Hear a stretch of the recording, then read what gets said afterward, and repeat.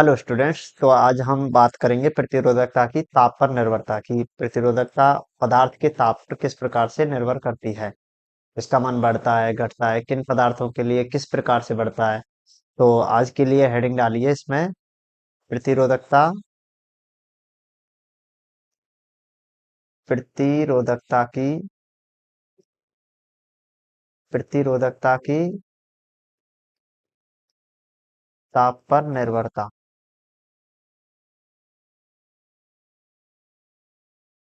ताप पर निर्भरता, तो आज का ये टॉपिक रहेगा।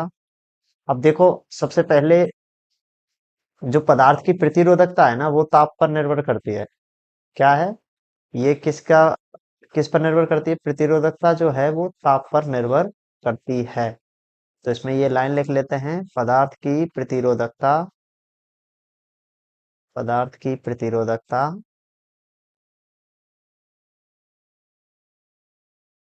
प्रतिरोधकता ताप पर निर्भर करती है,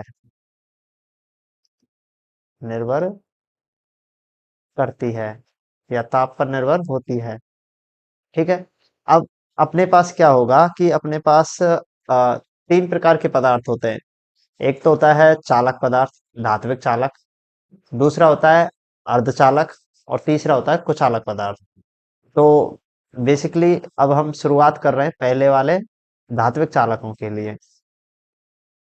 किन के लिए? धात्विक, यानी कि इसको चालकों के लिए लिख लेते हैं, चालकों के लिए।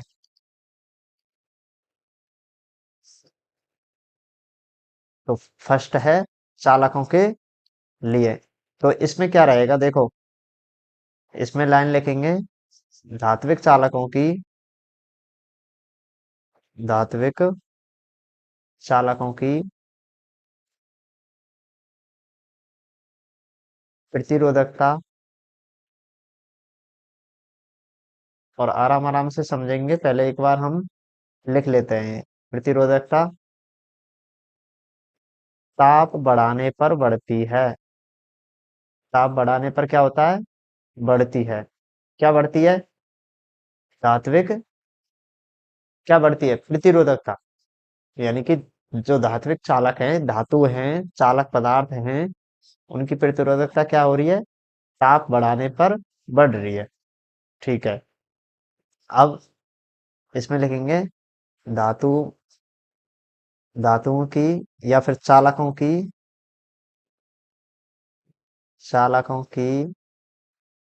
प्रतिरोधकता, चालकों की प्रतिरोधकता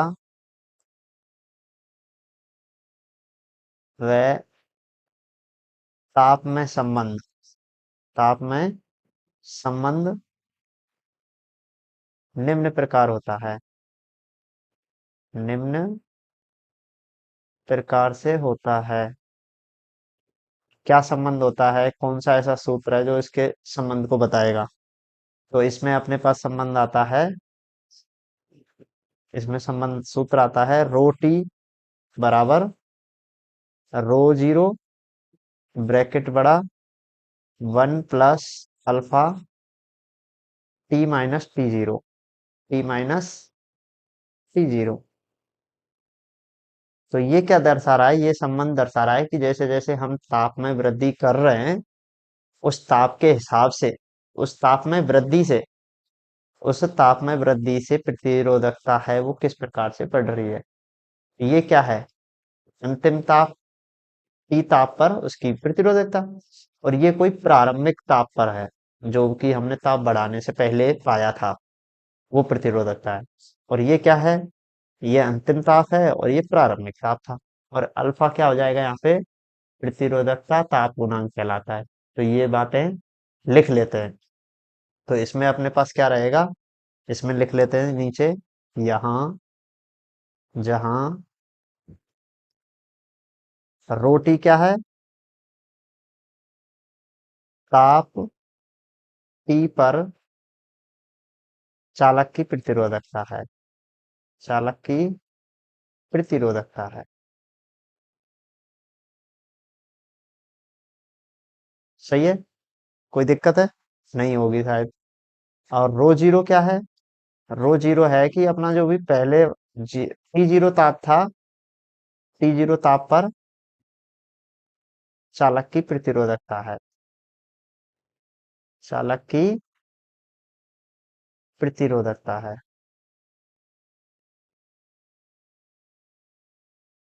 ठीक है। अब यहाँ पे अपने पास क्या क्या मिल गया? ये हो गया, ये बता दिया। अब अल्फा रह गया है। अल्फा को बोलते प्रतिरोधकता ताप गुणांक। तो एवं अल्फा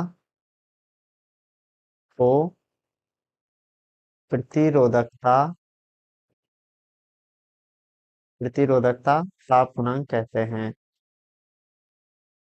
ताप गुणांक कहते हैं। अब इसकी बीमा क्या होगी देखो। अब बीमा निकालने का तरीका मैंने बता दिया है। देखो, इस पूरे पद की बीमा बराबर होगी। क्यों? क्योंकि ये योग हो रहा है। तो एक की संख्या है, संख्या की बीमा बीमाहीन होती है। तो इसका मतलब इस पद की बीमा बीमाहीन होगी। क्यों? एक की बीमा नहीं है। तो इसका मतलब अल्फा और टी की बीमा क्या होगी? Zero. M zero L zero T zero. तो यहां से अल्फा की बीमा क्या आ जाएगी? वन अपॉन टी के बराबर। टी के बराबर मतलब ताप के इनवर्स के बराबर। तो यहाँ पे हम लिख देंगे अल्फा की बीमा केल्विन इनवर्स कह दें या फिर ताप इनवर्स।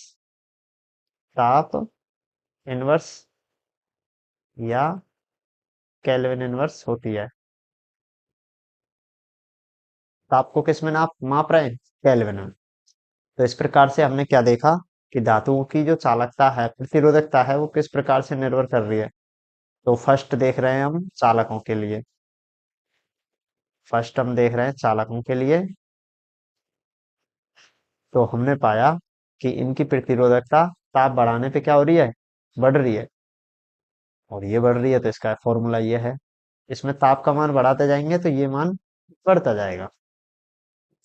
यहाँ तक कोई दिक्कत नहीं आएगी, क्योंकि इतना टफ टॉपिक भी नहीं है। अब हमने एक फॉर्मूला पढ़ के आए थे, और वो क्या पढ़े थे कि चालकों के लिए सिग्मा बराबर क्या था? N E square tau upon M था। पढ़ा है। तो प्रतिरोधकता क्या हो जाएगी इसकी? उल्टी। क्योंकि प्रतिरोधकता, ये वही प्रतिरोधकता है जिसको विशिष्ट प्रतिरोध कहते हैं। प्रतिरोधकता रो बराबर वन अपॉन सिग्मा, और इसका मान क्या आ जाएगा? M upon N E square tau. और टाउ क्या है यहाँ पे? संगत काल। जो भी अपने पास इलेक्ट्रॉन्स हैं, उनके उन इलेक्ट्रॉन्स के टकराने का, टक्करों के बीच का समय है। उन इलेक्ट्रॉनों के टकराने का बीच का समय है कि दो संगत काल, दो टक्करों के जो क्रमागत टक्कर हैं, उनमें जो लगा समय है वो क्या कहलाता है? संगत काल कहलाता है। अब देखो होता क्या है, यहाँ पे थोड़ी सी बात समझने की आती है। हम जैसे ताप बढ़ाएंगे, उतारना नहीं है, अभी नोट नहीं करना है, समझाने की दृष्टि से, जैसे ताप बढ़ाएंगे तो होगा क्या? इलेक्ट्रॉनों की संख्या में, इलेक्ट्रॉनों की जो टक्कर हो रही है, यानी कि इलेक्ट्रॉन आपस में जो टकरा रहे हैं, वो उनकी संख्या में क्या हो जाएगी? वृद्धि। ये ऐसे समझो एक बॉक्स है, मैंने इसको गर्म कर दिया, तो अब इलेक्ट्रॉन क्या है? जल्दी जल्दी टक्कर करेंगे। तो क्या बढ़ जाएगी? तो टक्करों की संख्या बढ़ जाएगी, पहली बात। दूसरी बात, चलो संख्या तो कह रहे इतना प्रभावी नहीं बढ़ेगी, इतने प्रभाव रूप से नहीं बढ़ेगी, लेकिन उनका वेग बढ़ जाएगा। क्या बढ़ जाएगा? इलेक्ट्रॉन का वेग बढ़ जाएगा। और वेग कौन सा? बी आर एम एस, वर्ग माध्य मूल वेग आएगा एक। तो वो वेग बढ़ जाएगा इलेक्ट्रॉन का। और होगा क्या? जब वेग बढ़ गया तो संगत काल का समय, संगत काल क्या हो जाएगा? संगत काल समय टी, ताव, इसका मान कम हो जाएगा। क्या हो जाएगा? कम। अब यहाँ पे हमारे पास रो के फॉर्मूले में क्या है? एम एन ई स्क्वायर ताव। अब ये संख्या अगर घटती है तो ये पूरी संख्या क्या हो जाएगी? बढ़ जाएगी। इसी वजह से इसी वजह से प्रतिरोधकता चालकों की बढ़ जाती है। इसी वजह से क्या होता है? चालकों की प्रतिरोधकता का मान बढ़ जाता है। तो ये नोट करेंगे। इसके लिए इसको मिटा देता हूं मैं। तो यहाँ पे लिखेंगे हम, क्या लिखेंगे? ताप बढ़ाने पर, ताप बढ़ाने पर इलेक्ट्रॉन की इलेक्ट्रॉनों की इलेक्ट्रॉनों के चक्करों की संख्या, चक्करों की संख्या में वृद्धि हो जाती है। वृद्धि होने से, या फिर वृद्धि हो जाती है, जिससे, अब जब ज्यादा टक्कर हो रही है तो अगली टक्कर के लिए तैयार होने में कम समय लगेगा, जिससे इलेक्ट्रॉन का विश्रांति काल, विश्रांति काल कह दो, या संगट्य काल, संगट्य काल टाउ कम हो जाता है, कम हो जाता है। और जब ये कम हो जाएगा तो क्या हो जाएगा? इससे प्रतिरोधकता का मान बढ़ जाएगा। क्यों? क्योंकि ये प्रतिरोधकता व्युत्क्रमानुपाती है टाउ के। इससे चालकों की प्रतिरोधकता का मान बढ़ जाता है। चालकों की प्रतिरोधकता का मान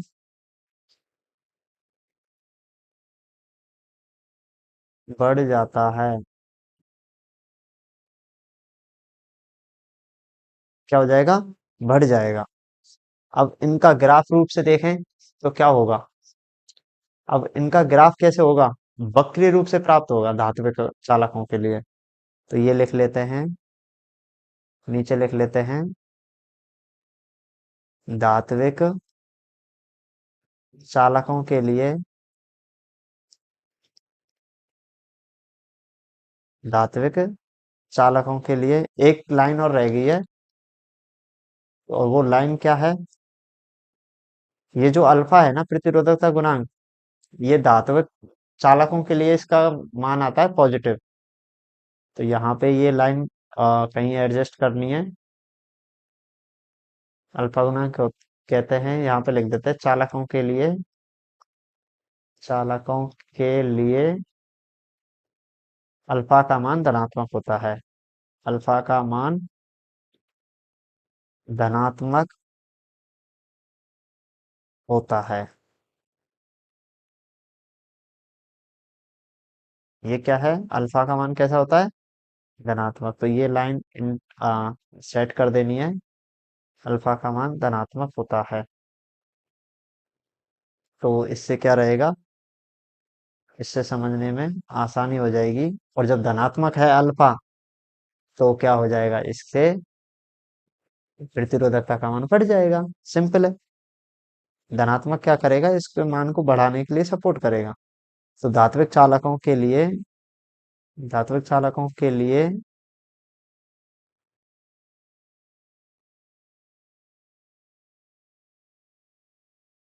प्रतिरोधकता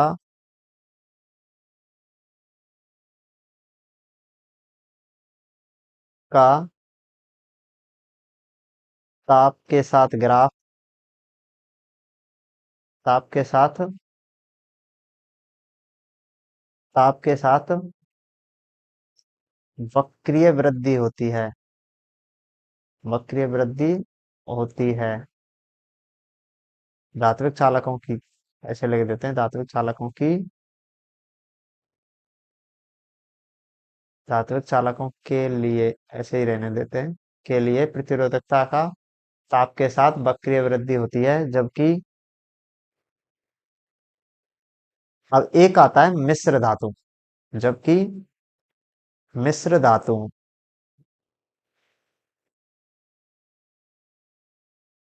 मिश्र धातुओं के लिए यह ग्राफ रे यह रेखीय रूप से वृद्धि होती है। यह रेखीय रूप से वृद्धि होती है। अब होगा क्या देखो, कहने का मतलब क्या है। अपने पास मैं दो तरीके के पदार्थ ले रहा हूं, एक तो धात्विक और एक मिश्र धातु। मिश्र धातु में दो से अधिक धातुओं का मिश्रण होता है।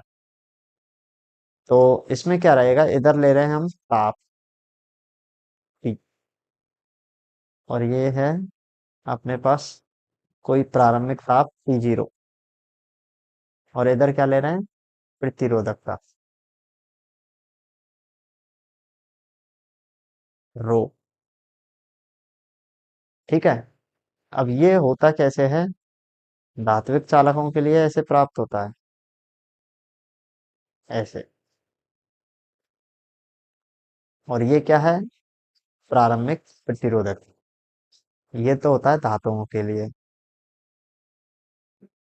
धातुओं के लिए। कैसा मिला, ये ग्राफ हमें मिला है वक्रीय। कैसा ग्राफ है, वक्रीय ग्राफ। इस ग्राफ की प्रवृत्ति कैसी है, वक्रीय रूप से। सीधी रेखा है क्या, सीधी रेखा तो नहीं है। अब दूसरा, मिश्र धातुओं के लिए। अब मिश्र धातुओं में कैसा प्राप्त होगा देखो, इसके लिए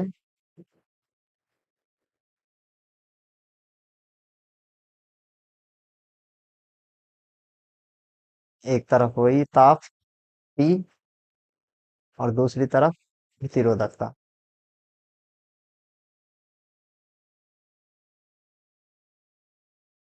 रो। इनके लिए प्राप्त होता है एक सीधी रेखा ऐसे। और ये किन के लिए है, मिश्र धातुओं के लिए। जैसे अपन ने धातु लिया है, मिश्र धातु। अब बोलोगे सर हमें उदाहरण बताओ धातु का कौन सा है। ये जैसे मान के चलो मैंने तांबे का लिया है, किसके लिए, तांबे के। और ये मिश्र धातु एक उदाहरण मान के चलना, नाइक्रोम। नाइक्रोम या निक्रोम। निक्रोम एक मिश्र धातु है, जिसका हम जिसका प्रतिरोधकता, ये ग्राफ खींचा है। अब ये ध्यान रखना कि जो निक्रोम है ये तीन धातुओं का मिश्रण है।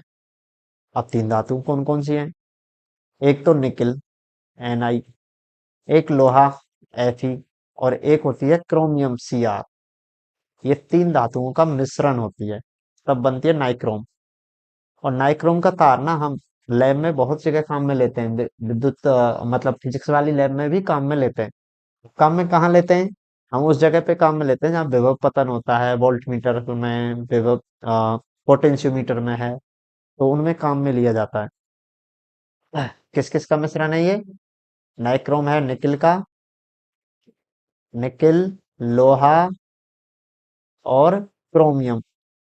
क्रोमियम, तीन धातुओं का क्या है ये, मिश्रण है, नाइक्रोम। इसको हम निक्रोम या नाइक्रोम कुछ भी बोल सकते हैं, निक्रोम या नाइक्रोम, क्या बोल देंगे, नाइक्रोम बोल सकते हैं। और कितनी धातुओं का मिश्रण है ये, तीन धातुओं का। कौन कौन सी धातुएं हैं वो, निकिल, निकल, निकिल Na, लोहा Fe प्लस और कौन सी है? क्रोमियम। Chromium, Cr।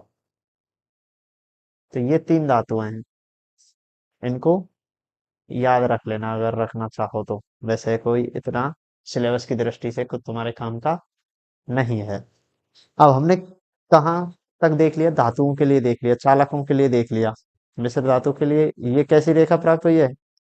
रेखीय। रेखीय प्राप्त हुआ है अपने पास। हमने देख लिया, ये चालकों के लिए तो देख लिया। अब अपने पास आता है दूसरा, अर्धचालक या कुचालकों के लिए। तो इसमें हो जाएगा सेकंड,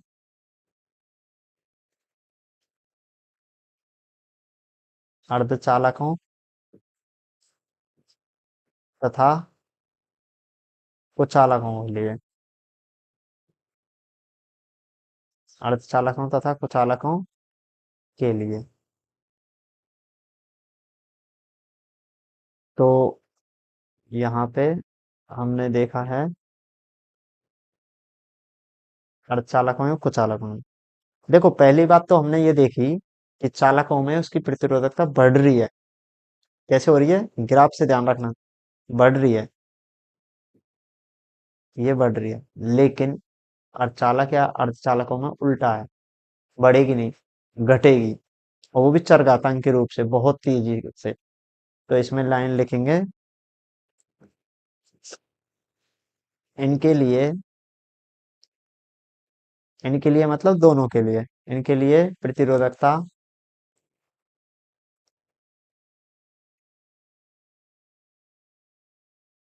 प्रतिरोधकता ताप गुणांक कैसा होगा? ऋणात्मक। प्रतिरोधकता ताप गुणांक ऋणात्मक होता है। और चालकों के लिए कैसा था? धनात्मक। इस कारण यहाँ ऋणात्मक है, तो इस कारण इन पदार्थों का, इन पदार्थों की ताप वृद्धि के साथ, ताप वृद्धि के साथ साथ प्रतिरोधकता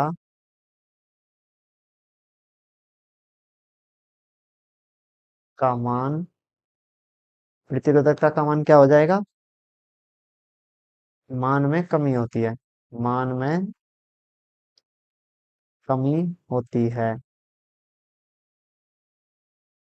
और कितनी कमी होगी? इसको एक सूत्र के द्वारा व्यक्त किया जाएगा, जैसे हमने ऊपर किया ना, रो टी बराबर rho zero one plus alpha t minus t zero. तो ऐसे ही इनके लिए करेंगे। पैराग्राफ चेंज करके लिखेंगे, अर्धचालकों एवं कुचालकों के लिए,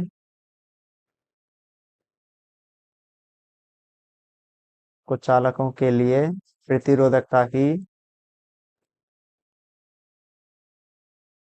प्रतिरोधकता की ताप पर निर्भरता,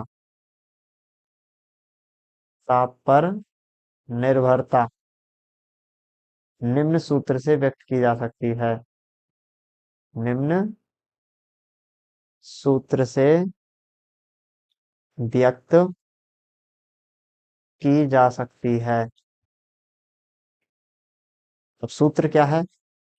रो बराबर रो जीरो ई की power minus Eg upon 2kT। रो बराबर रो जीरो ई की पावर ई की power minus Eg upon 2kT। क्या है? Minus Eg upon 2kT। अब यहाँ पे रो जीरो क्या है? वही प्रारंभिक, जो कि मैक्सिमम मान था पहले से है, फिर बाद में घट रहा है। अब Eg क्या है? यहाँ पे लिखेंगे, यहाँ,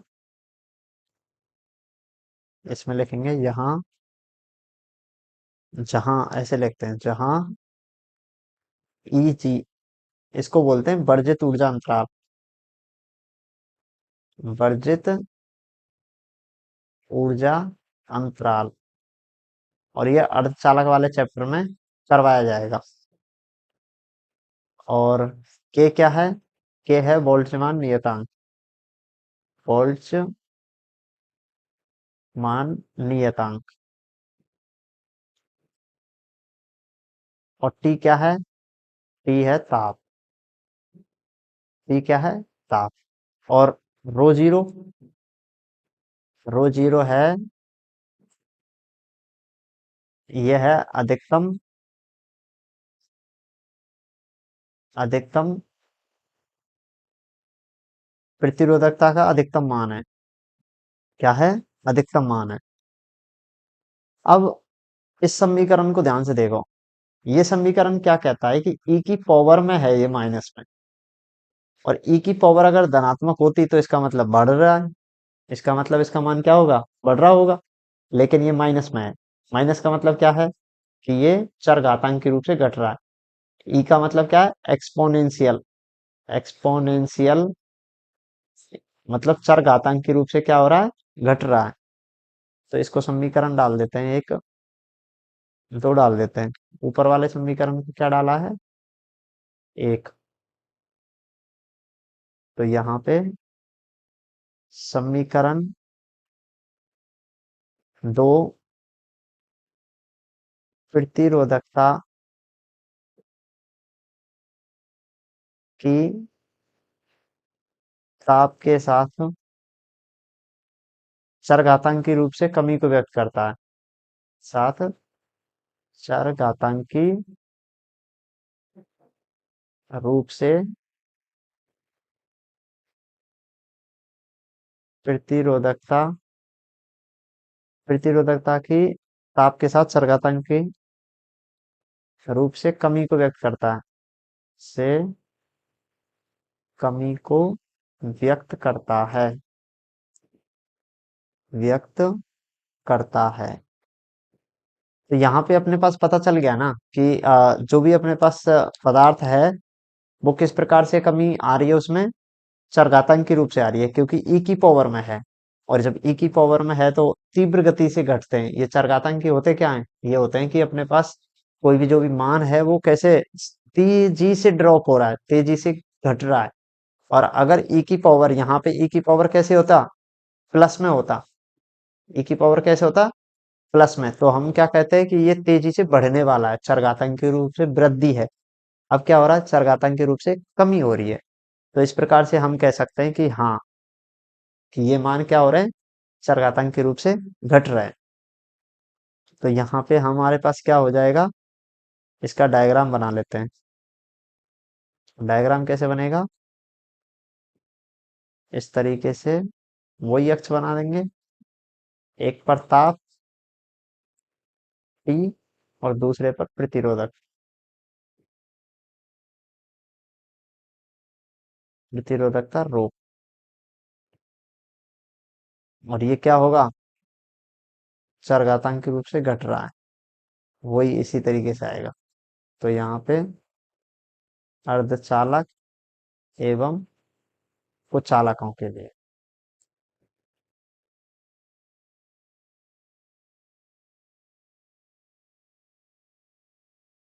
तो इस प्रकार से पता चला। अब अपने पास यहाँ पे ये क्वेश्चन, ये टॉपिक यही खत्म हो गया है। इसमें क्या क्या करना है? ज्यादा कुछ नहीं करना। बस दो फॉर्मूले हैं। एक तो ये है, चरघातांक के रूप से घटता है किन के लिए? अर्धचालकों के लिए। इसका मतलब अर्धचालकों की अगर चालकता बढ़ा दें तो प्रतिरोधकता का मान कम हो जाएगा, और क्या बढ़ जाएगी? चालकता। देखो, एक प्रतिरोधकता घट रही है, कम हो रही है, तो क्या बढ़ रहा होगा? चालकता। और यहाँ पे क्या हो रहा है? इनकी चालकता, ताप बढ़ाने पर प्रतिरोधकता बढ़ रही है। तो हमारे पास दो निष्कर्ष मिले। क्या निष्कर्ष मिले? ये निष्कर्ष मिलते हैं कि पहले तो प्रतिरोधकता लिखता हूं मैं। प्रतिरोधकता, और वो क्या है? पहले तो चलो मैं ऐसे कर लेता हूँ। इसको यहाँ पे ना लिख के मैं ये लिखता हूँ निष्कर्ष मैं लिखता हूँ चालकों के लिए। चालकों के लिए क्या हो रहा है? चालकों के लिए प्रतिरोधक ताप बढ़ा रहे हैं, तो प्रतिरोधकता बढ़ रही है। प्रतिरोधकता बढ़ेगी। सही है। अब अब ऐसा कौन सी चीज है जो घटेगी भी? ये घटेगी, देखो। ताप अगर मैं बढ़ाऊंगा तो कौन सी चीज घट जाएगी? प्रतिरोधकता बढ़ रही है। इसका व्युत्क्रम क्या है? चालकता। तो चालकता कमी हो जाएगी। कम चालक पदार्थ हो जाएगा। क्या हो जाएगा? चालकता कम हो जाएगी। ऐसा क्यों कर रहा हूं? क्योंकि रो बराबर होती है 1/सिग्मा, प्रतिरोधकता चालकता के व्युत्क्रमानुपाती। और अर्धचालकों या कुचालक के लिए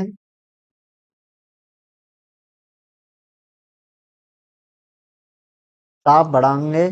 ताप बढ़ाने पे क्या होगा? प्रतिरोधकता में कमी आएगी। कमी आएगी। और या फिर ताप बढ़ाएंगे तो कौन सी चीज बढ़ जाएगी? चालकता।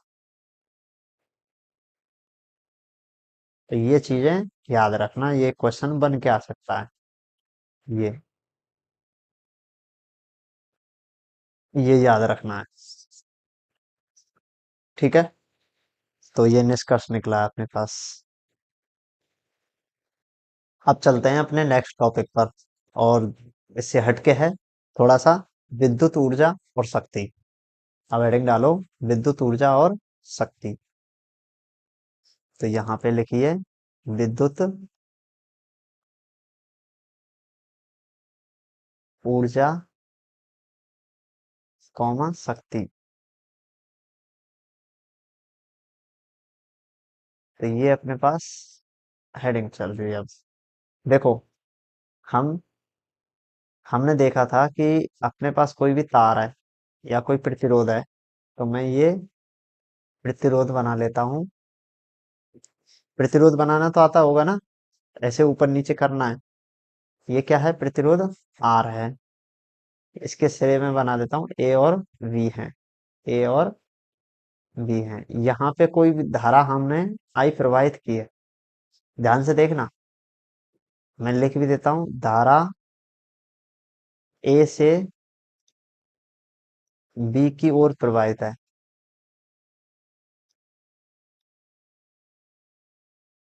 बी की ओर प्रवाहित है। अब प्रवाहित है तो इसका मतलब क्या है? ये नियम निकल के आता है, जब धारा इधर से इधर जा रही है तो इसका मतलब यहाँ पे विभव का मान क्या होगा? ज्यादा। इस बिंदु पे विभव का मान ज्यादा होगा। क्यों? तभी तो यहाँ से धारा जा रही है। धारा जा रही है भाई, प्लस से माइनस की तरफ ही तो धारा जाती है। तो यहाँ पे पोटेंशियल कैसा होगा? विद्युत विभव पॉजिटिव। और यहाँ नेगेटिव, यानी कि ये ज्यादा होगा। तो इसका मतलब, इसलिए बी ए बिंदु पर ज्यादा होगा, बी दूसरे बिंदु पर। ठीक है, यहाँ तक कोई दिक्कत नहीं है। अब यहाँ से एक विभवांतर क्रिएट होता है। विभवांतर निकल के आता है। क्यों? दोनों बिंदु पर विभव समान नहीं है। जब जब विभव का मान समान होता है तो उसको हम क्या बोलते हैं? समविभव पृष्ठ। और ऐसे समविभव पृष्ठ पर आवेश के स्थानांतरण में कोई भी कार्य नहीं होता। कार्य का मान 0 होता है। खुद से ही इधर उधर आवेश जा सकता है। कोई कार्य करने की जरूरत नहीं होती। हमने समविभव पृष्ठ देखा था। समविभव पृष्ठ में क्या देखा था? हमने देखा था कि अपने पास ये कोई समविभव पृष्ठ खींचा था विद्युत क्षेत्र पे। तो इस पूरे पृष्ठ पर विभव का मान क्या था? समान था। तो हम एक बिंदु से दूसरे बिंदु तक अगर कोई आवेश लेके जा रहे हैं तो किया गया कार्य W क्या होता था? 0 था। और ये समविभव पृष्ठ की विशेषता भी थी। तो लेकिन यहाँ पे क्या हो रहा है? विभवांतर उत्पन्न हो रहा है। विभवांतर। और वो विभवांतर कितना हो रहा है? बी। किसके बराबर आएगा? बी ए माइनस बी बी। अब ये लिखने का तरीका है, ये क्या व्यक्त कर रहा है? कि बिंदु ए पर विभव, ये बी पर विभव। बी मतलब विभव, पोटेंशियल। तो यहाँ पे और ये किस किस कितना बराबर आएगा इसका मान, 0 से ग्रेटर आएगा, क्योंकि ये ज्यादा है किस पे, बी ए का मान ज्यादा है। अब मैं यहाँ पे एक दो लाइन लिखूंगा और उसमें ही विद्युत ऊर्जा क्या है उसको समझा देंगे। तो लिखो, इसमें लिखेंगे माना प्लस क्यू आवेश dt समय तक प्रवाहित होता है, समय तक प्रवाहित होता है, तो इस स्थिति में, इस स्थिति में चालक तार में, चालक तार में क्या होगा, विद्युत ऊर्जा बनेगी। और जो कि हम पहले भी पढ़े हैं, चालक तार में विद्युत स्थितिज ऊर्जा व्यय होती है। जो आवेश प्रवाहित हो रहा है उस आवेश को ले जाने में क्या होगी, स्थिति ऊर्जा व्यय होगी, और वो कौन सी, विद्युत स्थिति ऊर्जा व्यय होगी, व्यय होती है। अब ये ऊर्जा जो होती है ये उसमें ऊर्जा के रूप में होती है, इसमें लिख लेंगे होती है, होती है। यह स्थितिज ऊर्जा, स्थितिज ऊर्जा व ऊष्मीय ऊर्जा, ऊष्मीय ऊर्जा के रूप में प्राप्त होती है, के रूप में प्राप्त होती है। यही कारण है कि तार गर्म हो जाता है, कभी कभी देखा होगा, जब हमने इस पे धारा प्रवाहित करते हैं तो तार क्या हो जाता है, हीट, हीट होने लग जाता है। हीट क्या होती है, ऊष्मा। तो ये किस ऊर्जा के रूप में प्राप्त होती है, ऊष्मीय ऊर्जा के रूप में। जो ऊर्जा है ऊष्मीय ऊर्जा के रूप में प्राप्त होती है। अब इसकी परिभाषा लिख लेते हैं यहाँ पे, पैराग्राफ चेंज करके, चालक तार में आवेश प्रवाह की उपस्थिति में, आवेश प्रवाह की उपस्थिति में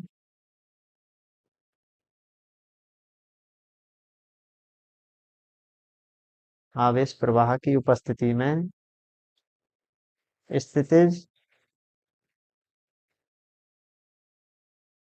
ऊर्जा व्यय की दर, स्थितिज ऊर्जा व्यय की दर क्या कहलाती है, विद्युत शक्ति कहलाती है। कि दर को विद्युत शक्ति कहते हैं। इसे पी से व्यक्त करते हैं, कैपिटल पी से व्यक्त करते हैं। तो अपने पास किससे व्यक्त करेंगे, कैपिटल पी से। और किसको कहेंगे, जो कि चालक तार में आवेश प्रवाह हो रहा है और जो स्थितिज ऊर्जा प्रवाहित हो रही है उसकी दर, कि पर सेकंड कितनी ऊर्जा खपत हो रही है, पर सेकंड कितनी ऊर्जा के बराबर काम किया जा सकता है, तो वो क्या कहलाएगा, उसकी शक्ति। पर सेकंड कितनी ऊर्जा हम खर्च कर सकते हैं, वो क्या है, शक्ति। चालक तार में आवेश प्रवाह की उपस्थिति में स्थितिज ऊर्जा व्यय की दर को क्या कहेंगे, विद्युत शक्ति कहेंगे। इसे पी से व्यक्त करते हैं।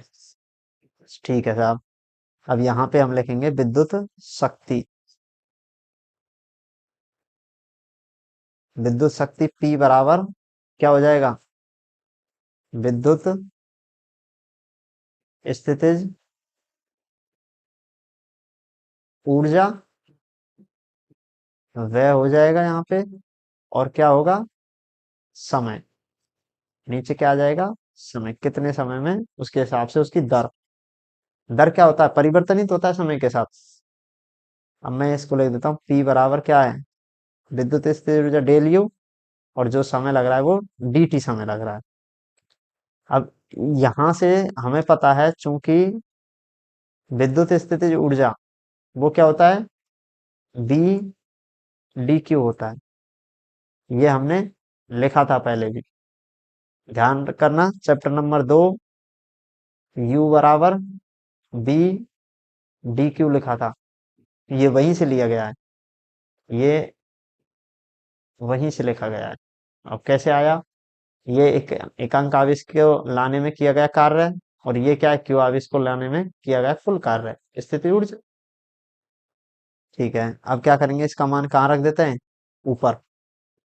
इसलिए P बराबर डी डी क्यू बटे डी टी। इसको मैं ऐसे लिख दूं, डी डी क्यू बटे डी टी। इसको क्या लिख देते हैं, बी डी क्यू बटे डी टी। अब यहाँ पे अपन को देखने को मिल रहा है कि डी क्यू बटे डी टी क्या होता है, आवेश के प्रवाह की दर। ये क्या है, आवेश प्रवाह की दर, आवेश प्रवाह की दर। और इसे क्या कहते हैं, विद्युत धारा। तो यहाँ पे हम लिख देंगे बी आई। यहाँ आई क्या है, डी क्यू बटे डी टी।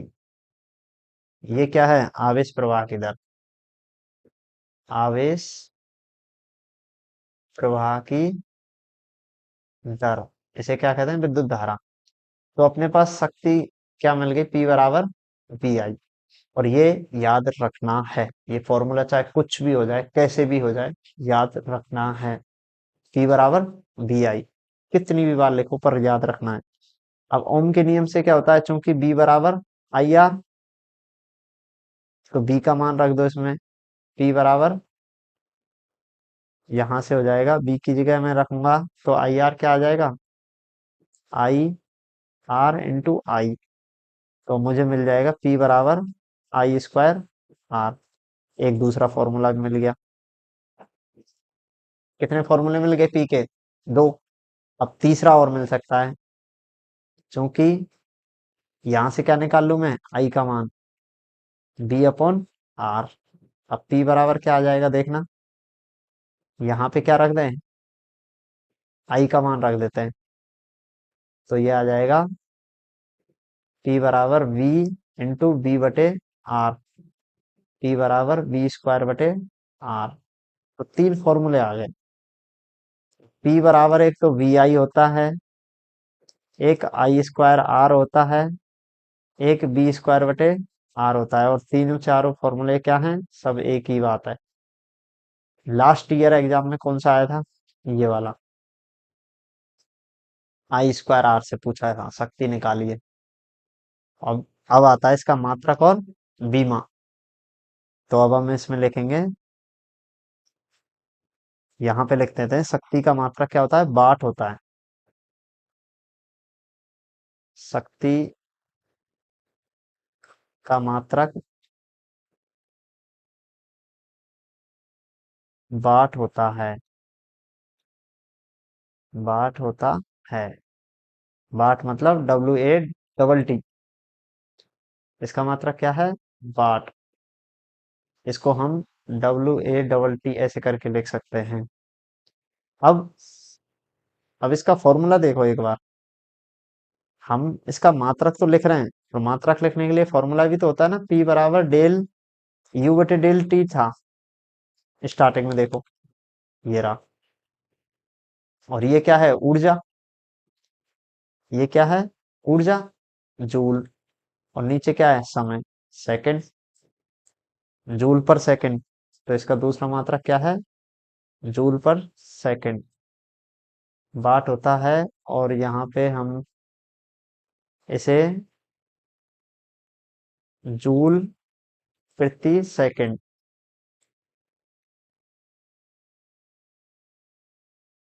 से भी व्यक्त कर सकते हैं, से भी व्यक्त करते हैं, व्यक्त करते हैं। तो अपने पास क्या आ गया, P जो था डेल U बटे डेल टी था, तो इसको हमने लिख दिया जूल बटे सेकंड। और इसी को क्या कहेंगे हम? इसी को कहेंगे वाट। सही है, समझ में आया यहाँ पे? कोई भी ऐसी दिक्कत तो नहीं आ रही कि भाई अपन को कैसे कहाँ से क्या मान रख रहे हैं? पी का मान क्या होता है? डेल यू बटे डेल टी। और डेल यू क्या है? ऊर्जा, कार्य, जूल। और टी क्या है? समय। तो ये सेकंड में आ गया, इसको क्या करें? वाट। अब एक वाट की परिभाषा आती है। एक वाट। एक वाट कैसे होगा? ये तो आसान है सर। एक जूल कार्य हो जाए, एक सेकंड लगे तो एक वाट आ जाएगा। अगर कार्य का मान एक जूल हो और उसको करने में एक सेकंड लगे तो हमारी परिभाषा तैयार। तो यहाँ पे लिखो एक वाट की परिभाषा। एक वाट। वाट कह दो, वॉट है ये वैसे तो। बोलने में थोड़ा सा दिक्कत हो सकती है मेरे। एक वॉट की परिभाषा। तो एक वाट की परिभाषा में हमें क्या करना है? जस्ट यही करना है कि अगर एक एक जूल कार्य करने में, विद्युत ऊर्जा खर्च करने में एक सेकंड का समय लगता है, तो वहां पे उसकी शक्ति कितनी होगी?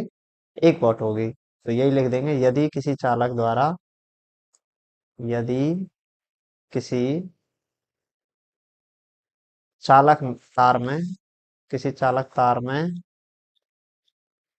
एक सेकंड में, एक सेकंड में व्ययित या खर्च, व्ययित लिख दूं या फिर खर्च लिख देते हैं, चलो।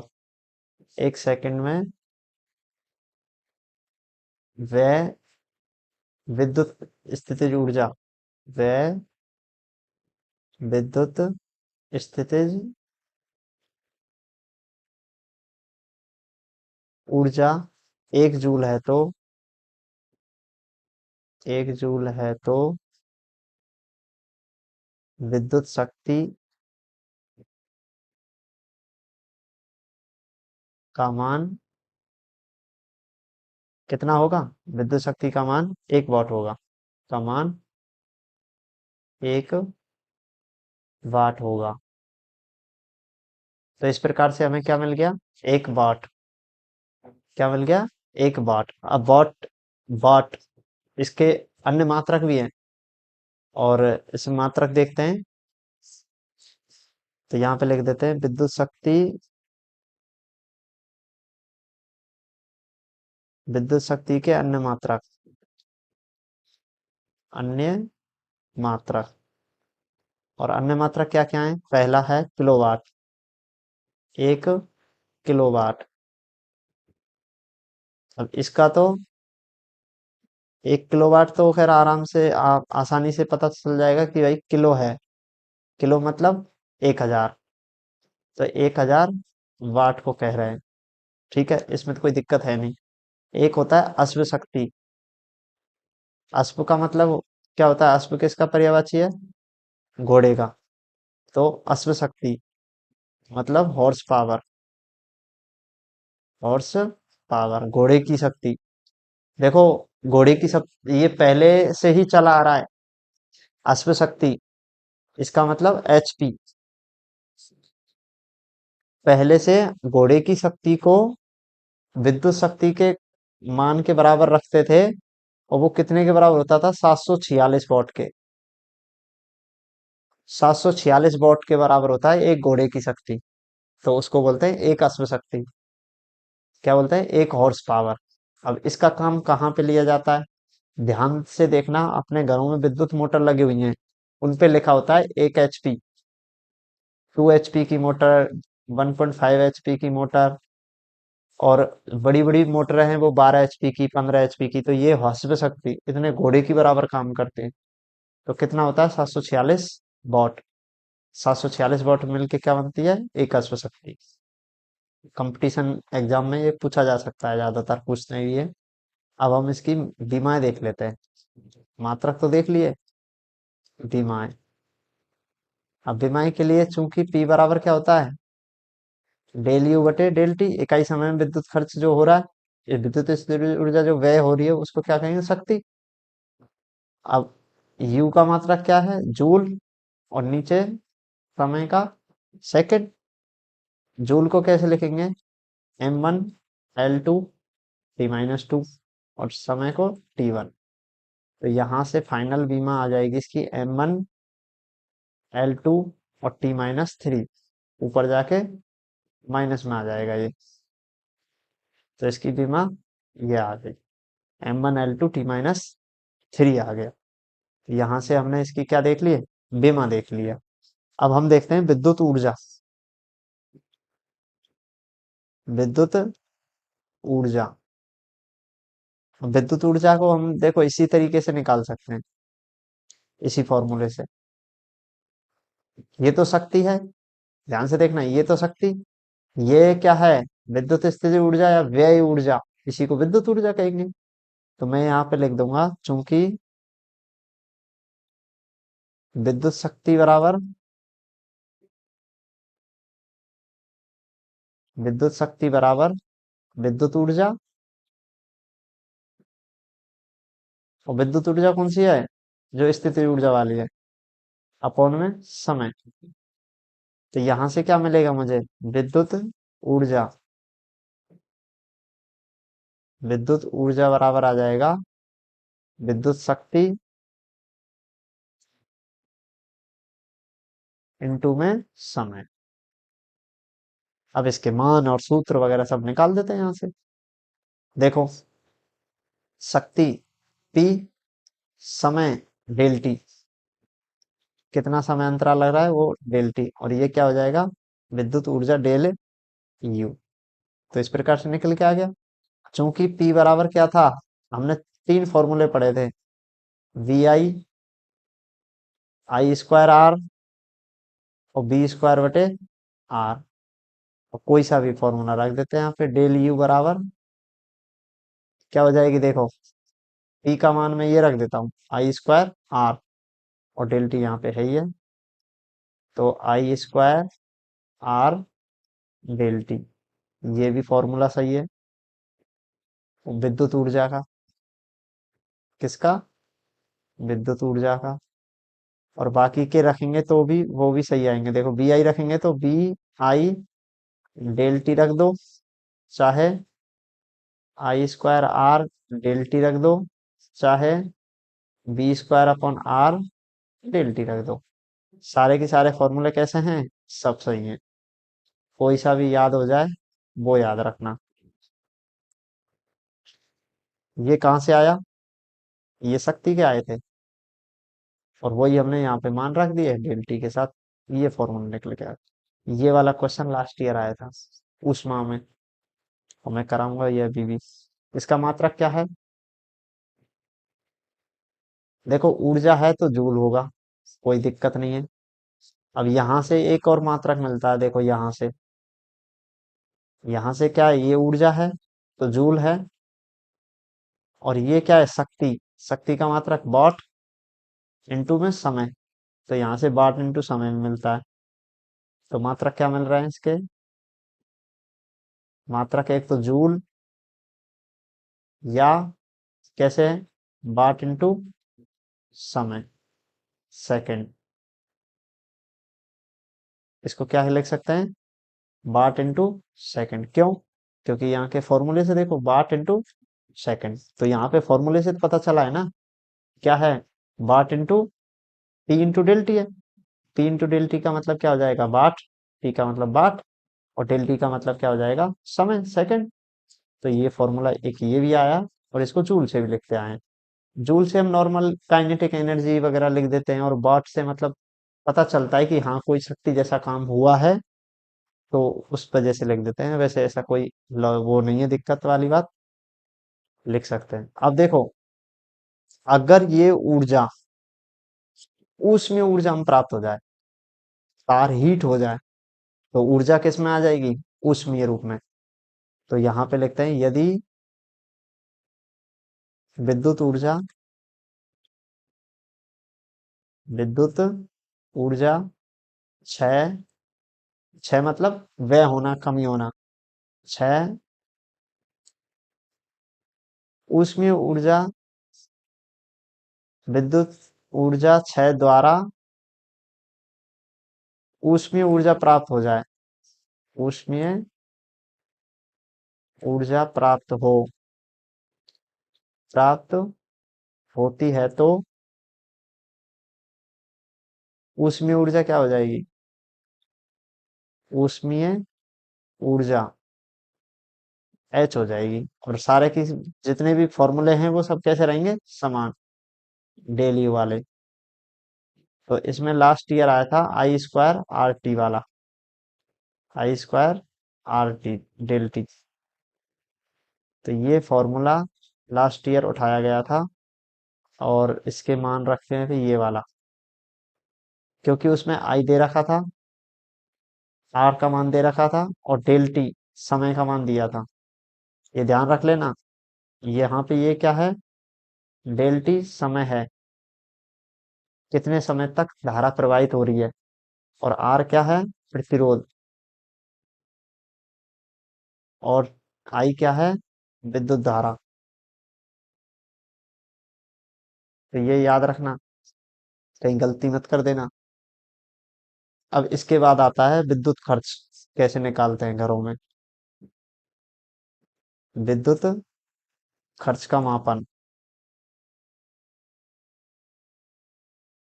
अब भाई हम अपने पास विद्युत खर्च जो होता है, हमने घरों में ये मापा है क्या कभी? कभी जो बिल निकालने वाले आते हैं कर्मचारी, उन्होंने बताया कि सर इतना जूल हो गया? कभी नहीं बताया इतना तो।